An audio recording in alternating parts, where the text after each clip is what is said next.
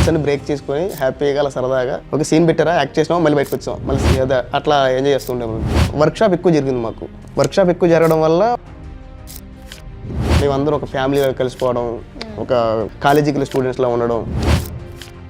Workshop వల్ల ఇదంతా. అంటే మేము కమిటీ కోర్లో సినిమా స్టార్ట్ చేసినప్పుడు ఆగిపోయింది సినిమా. మళ్ళీ ఒక 1.5 year స్ట్రగుల్స్ కదా. ఒక 3-4 years బట్టి జరుగుతుంది. ఒక 7-8 ప్రొడక్షన్ హౌస్లు, దాదాపు 10 ప్రొడక్షన్ హౌస్లు క్యాన్సిల్ అయ్యాయి. నాకు తెలిసి బడ్జెట్ ప్రాబ్లం అయి ఉండొచ్చు, లేకపోతే ఏమైనా కథ చేంజెస్ అయ్యి ఉండొచ్చు, ఏదైనా. ఎట్ ద ఎండ్ నిహారిక గారి దగ్గరకు వచ్చి కమ్యూనిటీ సక్సెస్ఫుల్ ఫిలిం అయిపోయింది. మాది వేరే స్లాంగ్, మాది పూర్తిగా ఎంటర్మై చెప్తున్నాం, ఇలాంటి స్లాంగ్ అనమాట. 4 పదాలు మాట్లాడచ్చు కదా. ఎంటర్మై ఏం చెప్తున్నా, గుంట భలే ఉన్నారు, ఈ టైప్ ఆఫ్ స్లాంగ్ ఉంటుంది అనమాట. తర్వాత ఏం సినిమాలు చేశారు? తర్వాత వచ్చేసి నేను వివాహ భోజనం అని ప్రసాద్ బెహ్రానీతో ఒక వెబ్ సిరీస్ చేశాను అనమాట.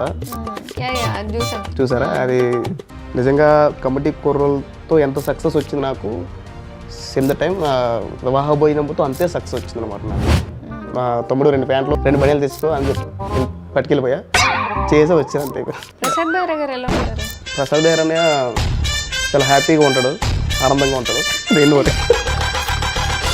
ప్రసాద్ అని చాలా క్లోజ్గా ఉంటాడు, చాలా హ్యాపీ.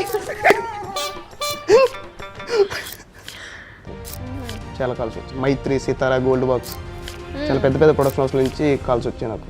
స్టార్టింగ్ ఇండస్ట్రీకి రావడమే ఆర్టిస్ట్గా వచ్చారా ఏంటి? ఎలా?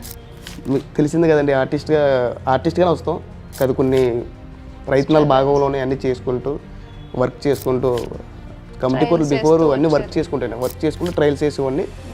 అలా ఆఫ్టర్ కమిటీ కోర్ తర్వాత యాక్టర్గా నిలబడ్డాను నేను.